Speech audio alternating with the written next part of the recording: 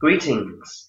I hope you have been revising well. If you've got exams coming up for my class, looking at the foundation paper on Monday, you've only a few days left, so I thought I'd just go through some of the key topics that most people and indeed yourselves, when we've been going through papers, what you and generally people struggle on, and hopefully something will come up on the paper and you'll feel that bit more confident and get those marks. We're going to first look at factorising, and this question also has a question about solving a quadratic, and you might not have seen those on past papers if you've been using the old specification papers to look at for your revision.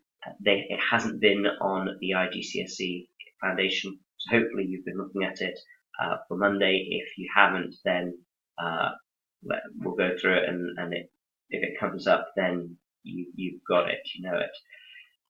So first of all, it's nice to see they've put the word fully in. Of course, you'll remember that if it just says factorize and then gives an expression, you have to factorize it fully. You have to make the thing in the bracket as reduced as possible. Divide out as much as you possibly can. And you can see here we're factorizing here by looking for common factors, looking for something that is in this and this. We can divide out and have outside a bracket both of them to share. There's three separate things here. There's a number, there's e's, and there's f's, and they actually appear in both terms. You can have it that there's some, an e here, but there's no e over there. That's fine. But in this case, we have all three things in both, which probably means that all three things are going to come out of the bracket to some level. So let's just do each one separately. That's a very sensible method. So we're looking for the biggest possible number that goes into 18 and 45. Now don't worry if you can't think of the biggest. If you can just think of a number that goes in, that is going to be good enough. So although we could go better, I'm thinking the number 3 goes in. So I'm going to bring out a number 3, and my bracket, in fact, I'm going to leave a nice big space for my bracket. I'm going to put what's left by dividing.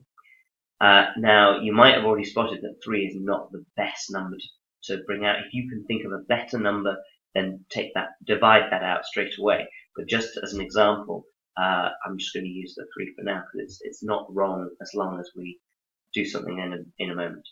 18 and 45, so 18 divided by 3 is going to give us a 6, and let's leave a nice big space for everything else, and 45 divided by 3 is going to give us 15. And then we're going to do the letters as well, so e to the power of 3 and e squared.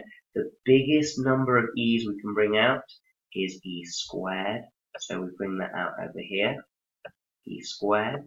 E cubed divided by e squared. Remember, it's always dividing, and what's left goes here. Well, 3 of them there, we've brought out 2 of them, so there is 1 left. And here, there's 2 of them, and we've brought 2 of them out, so there's none left to be here. Both of them have been divided out of the bracket.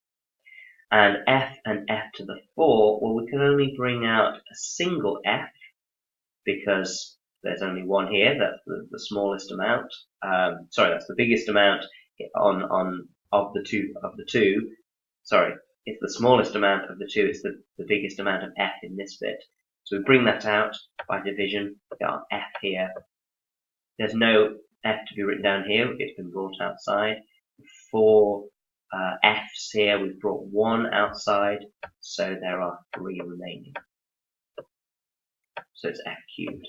Now, the key thing here is you've got to check it. You've got to then look at this and say, is there anything else that can be brought out?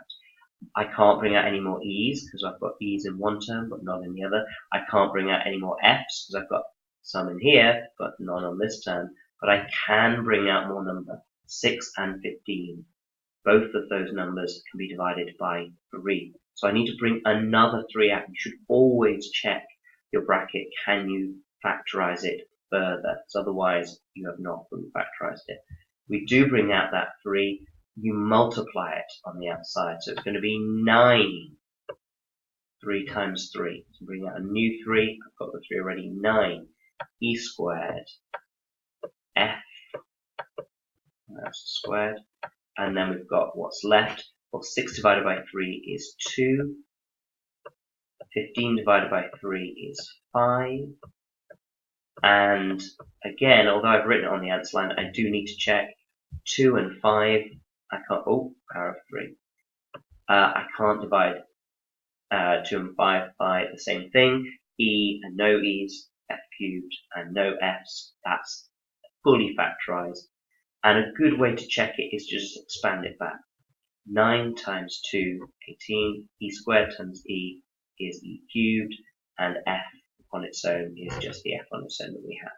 Same thing for the second term. 9 times the 5 is 45. E squared times no E's is still E squared. And F times F cubed is F to the 4, which is what we want. If one of those multiplications doesn't give you what you've got up here, you know you've made a mistake.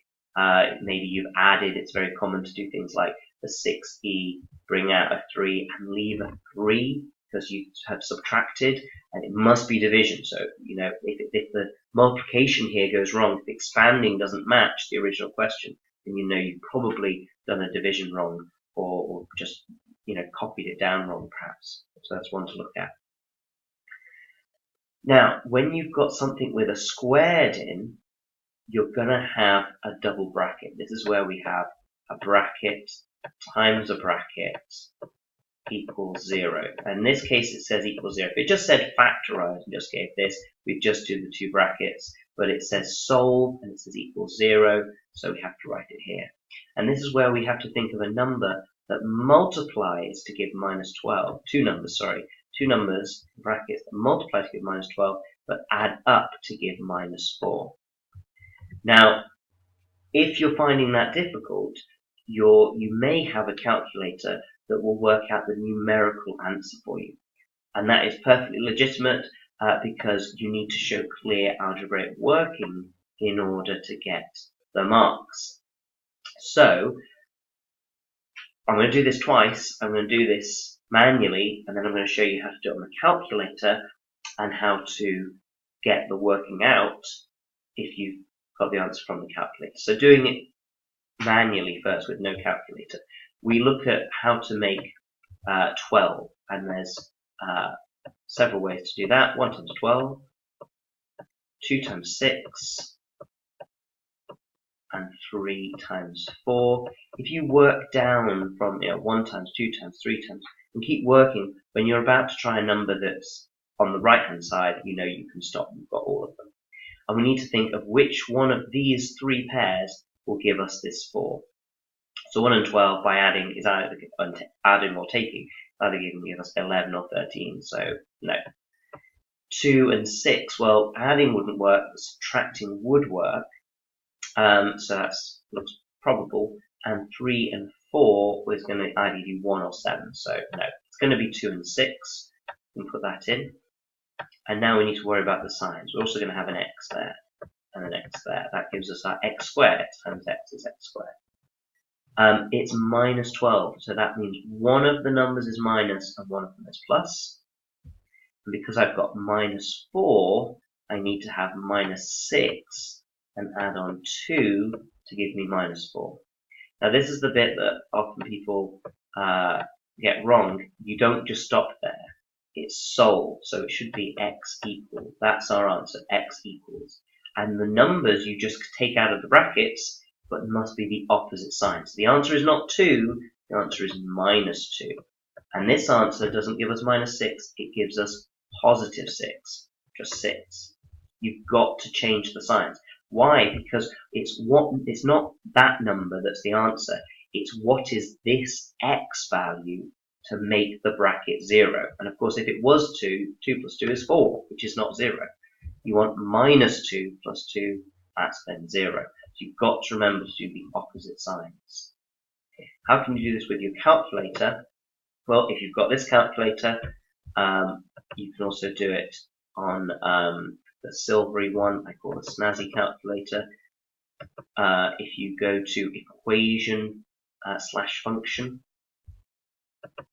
and you want to do a polynomial, and it's a degree 2, because it's got a squared in, the biggest power is squared, and you just write it in. You see it says ax squared plus bx plus c. So we need to write it down like it says in the question. So it's a 1x squared. I know it doesn't say 1, but it needs to be a 1. Oh, that again. There we go, 1, and then minus 4, and then, hang on.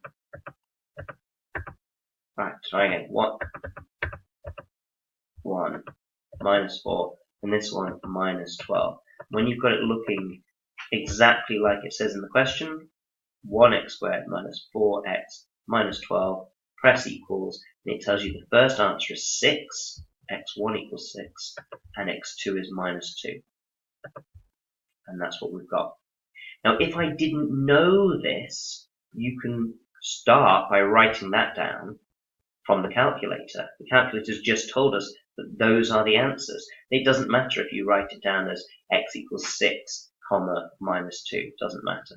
And then you can fill in the bracket by remembering that it's these numbers, and you just say x plus 2, change it from minus, and x minus 6, change it from plus to minus. So if you need to, if you can't think, I mean, you know what to do, or if you don't, you're not going to get the marks. If you can understand and you can remember in the test what to do, then you know algebraically how it's working. If you just can't think because you're having a little moment and you just, mind's gone blank, if you can't get the two numbers that multiply to make this and add to make this, if that is escaping you, then use your calculator. You are allowed to have a calculator that will do that for you. Get the numerical answer and show the examiner that you understand where they come from by going backwards. I mean, you know, it wouldn't hurt as well to write this below, you know, on the answer line, and then put the working out stage above. You don't need to advertise that you've used a calculator, but it's completely legitimate to then sort of say, okay, well, I know it's got to be x times x, and this minus 2 has got to come from the opposite sign, so it's going to be plus 2, and that 6 has got to be minus 6. There's absolutely nothing wrong with that. Don't forget to put an equals 0, just because it says it in the question. And there you go. Obviously, another good way of checking this, if you don't have that calculator, is just to go back and multiply it out, just like we did. Any factorizing question, you can work backwards and expand to check it. So you can look at this and say, well, x times x is x squared. 2 times x is 2x. X times 6 is, sorry, minus 6 is minus 6x, and 2 times minus 6 is minus 12. And of course you would write, you'd write those out as you went. So x squared plus 2x minus 6x and minus 12, and just check that that simplifies. Yep, the 2x and the minus 6x gives you the minus 4x that we needed. So I factorized it correctly, and if you factorize it correctly, there's a good chance that you get these numbers right, if you remember to change the signs. So, factorize. Look for common factors, first of all, and check each separate thing. So check the numbers with the numbers.